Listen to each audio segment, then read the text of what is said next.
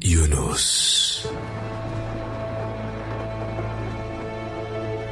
Datanglah firman Tuhan kepada Yunus bin Amitai demikian. Bangunlah, pergilah ke Niniwe, kota yang besar itu. Berserulah terhadap mereka, karena kejahatannya telah sampai kepadaku. Tetapi Yunus bersiap untuk melarikan diri ke Tarsis, jauh dari hadapan Tuhan. Ia pergi ke Yafo dan mendapat di sana sebuah kapal yang akan berangkat ke Tarsis. Ia membayar biaya perjalanannya, lalu naik kapal itu untuk berlayar bersama-sama dengan mereka ke Tarsis, jauh dari hadapan Tuhan. Tetapi Tuhan menurunkan angin ribut ke laut, lalu terjadilah badai besar, sehingga kapal itu hampir-hampir terpukul hancur. Awak kapal menjadi takut, masing-masing berteriak-teriak kepada Allahnya, dan mereka membuang ke dalam laut segala muatan kapal itu untuk meringankannya. Tetapi Yunus telah turun ke dalam ruang kapal yang paling bawah dan berbaring di situ, lalu tertidur dengan nyenyak. Datanglah nahkoda mendapatkannya sambil berkata, "Bagaimana mungkin kau tidur begitu nyenyak? Bangunlah, berserulah kepada Allahmu. Barangkali Allah itu akan mengindahkan kita, sehingga kita tidak binasa." Lalu berkatalah mereka satu sama lain, "Marilah kita buang undi, supaya kita mengetahui karena siapa kita ditimpa oleh malapetaka ini." Mereka membuang undi, dan Yunuslah yang kena undi. Berkatalah mereka kepadanya, "Beritahukan kepada kami, karena siapa kita ditimpa oleh malapetaka ini? Apa pekerjaanmu? Dan dari mana engkau datang? Apa negerimu? Dan dari bangsa manakah engkau?" Sahutnya kepada mereka, "Aku seorang Ibrani. Aku takut akan Tuhan, Allah yang mempunyai langit, yang telah menjadikan lautan dan daratan." Orang-orang itu menjadi sangat takut, lalu berkata kepadanya, "Apa yang telah kau perbuat?" Sebab orang-orang itu mengetahui bahwa ia melarikan diri jauh dari hadapan Tuhan. Hal itu telah diberitahukannya kepada mereka. Bertanyalah mereka, "Akan kami apakan engkau, supaya laut menjadi reda dan tidak menyerang kami lagi? Sebab laut semakin bergelora." Sahutnya kepada mereka, "Angkatlah aku, capakanlah aku ke dalam laut, maka laut akan menjadi reda dan tidak menyerang kamu lagi. Sebab aku tahu bahwa karena akulah badai besar ini menyerang kamu." Lalu berdayunglah orang-orang itu dengan sekuat tenaga untuk membawa kapal itu kembali ke darat. Tetapi mereka tidak sanggup, sebab laut semakin bergelora menyerang mereka. Lalu berserulah mereka kepada Tuhan, katanya, "Ya Tuhan, janganlah kiranya kau biarkan kami binasa karena nyawa orang ini.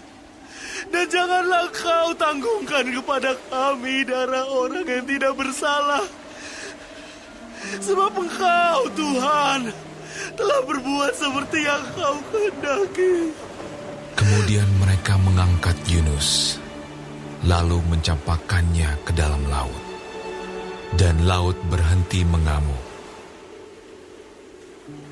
Orang-orang itu menjadi sangat takut kepada Tuhan, lalu mempersembahkan korban sembelihan bagi Tuhan, serta mengikrarkan nazar. Maka Atas penentuan Tuhan, datanglah seekor ikan besar yang menelan Yunus. Dan Yunus tinggal di dalam perut ikan itu 3 hari 3 malam lamanya.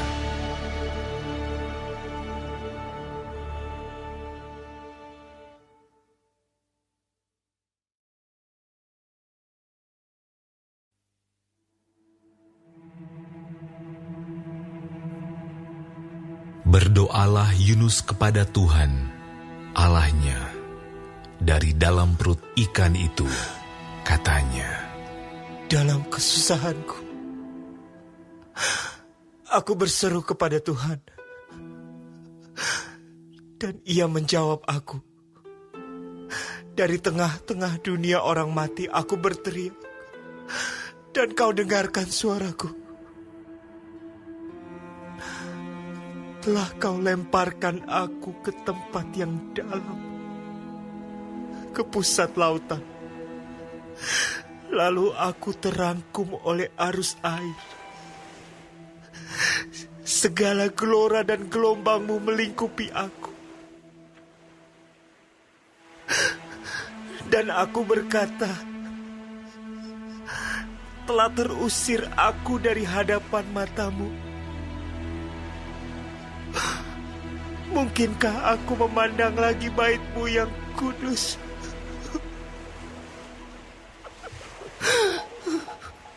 Segala air telah mengepung aku, mengancam nyawaku.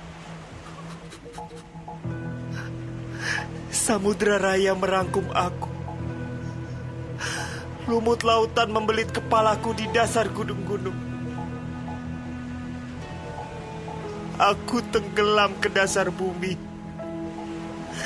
Pintunya terpalang di belakangku untuk selama-lamanya.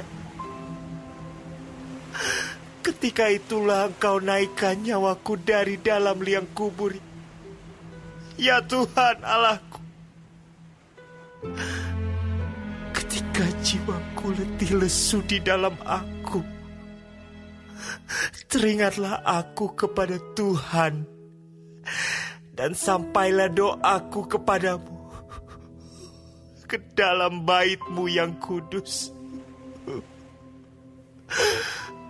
Mereka yang berpegang teguh pada berhala kesia-siaan, merekalah yang meninggalkan Dia, yang mengasihi mereka dengan setia. Tetapi aku, dengan ucapan syukur akan kupersembahkan korban kepadamu. Apa yang kunasarkan akan kubayar. Keselamatan adalah dari Tuhan. Lalu berfirmanlah Tuhan kepada ikan itu, dan ikan itu pun memuntahkan Yunus ke darat.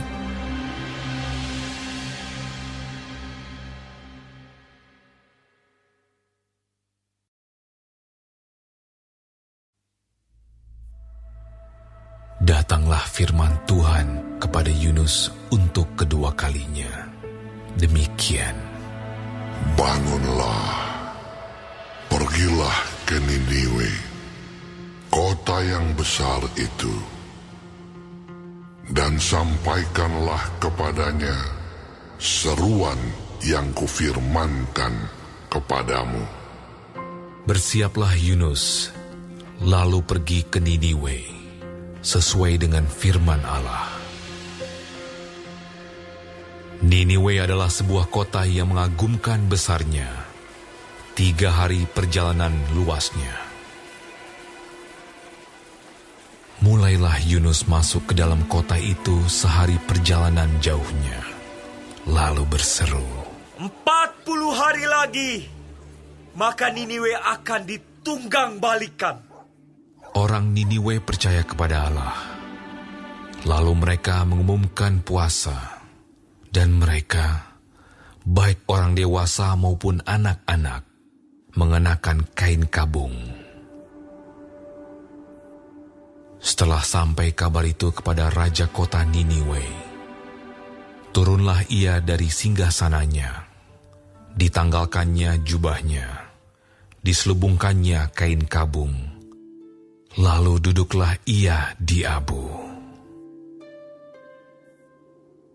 Lalu atas perintah raja dan pembesarnya, orang memaklumkan dan mengatakan di Niniwe demikian. Manusia dan ternak, lembu sapi dan kambing domba tidak boleh makan apa-apa. Tidak boleh makan rumput dan tidak boleh minum air. Haruslah semuanya, manusia dan ternak, berselubung kain kabung dan berseru dengan keras kepada Allah, serta haruslah masing-masing berbalik dari tingkah lakunya yang jahat dan dari kekerasan yang dilakukannya. Siapa tahu, mungkin Allah akan berbalik dan menyesal, serta berpaling dari murkanya yang bernyala-nyala itu, sehingga kita tidak binasa. Ketika Allah melihat perbuatan mereka itu, yakni bagaimana mereka berbalik dari tingkah lakunya yang jahat, maka menyesallah Allah karena malapetaka yang telah dirancangkannya terhadap mereka. Dan ia pun tidak jadi melakukannya.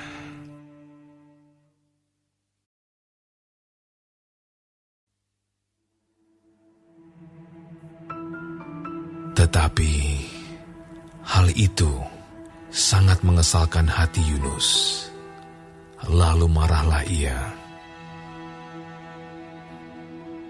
Dan berdoalah ia kepada Tuhan, katanya, Ya Tuhan, bukankah telah kukatakan itu ketika aku masih di negeriku? Itulah sebabnya, maka aku dahulu melarikan diri ke Tarsis. Sebab aku tahu bahwa Engkaulah Allah yang pengasih dan penyayang, yang panjang sabar dan berlimpah kasih setia, serta yang menyesal karena malapetaka yang hendak didatangkannya. Jadi sekarang ya Tuhan, cabutlah kiranya nyawaku, karena lebih baik aku mati daripada hidup. Tetapi firman Tuhan, layakkah engkau marah? Yunus telah keluar meninggalkan kota itu dan tinggal di sebelah timurnya. Ia mendirikan di situ sebuah pondok, dan ia duduk di bawah naungannya, menantikan apa yang akan terjadi atas kota itu. Lalu, atas penentuan Tuhan Allah, tumbuhlah sebatang pohon jarak melampaui kepala Yunus untuk menaunginya, agar ia terhibur daripada kekesalan hatinya. Yunus sangat bersuka cita karena pohon jarak itu. Tetapi keesokan harinya, ketika fajar menyingsing, atas penentuan Allah, datanglah seekor ulat yang menggerek pohon jarak itu sehingga layu. Segera sesudah matahari terbit, maka atas penentuan Allah, bertiuplah angin timur yang panas terik, sehingga sinar matahari menyakiti kepala Yunus. Lalu rebahlah ia lesu dan berharap supaya mati.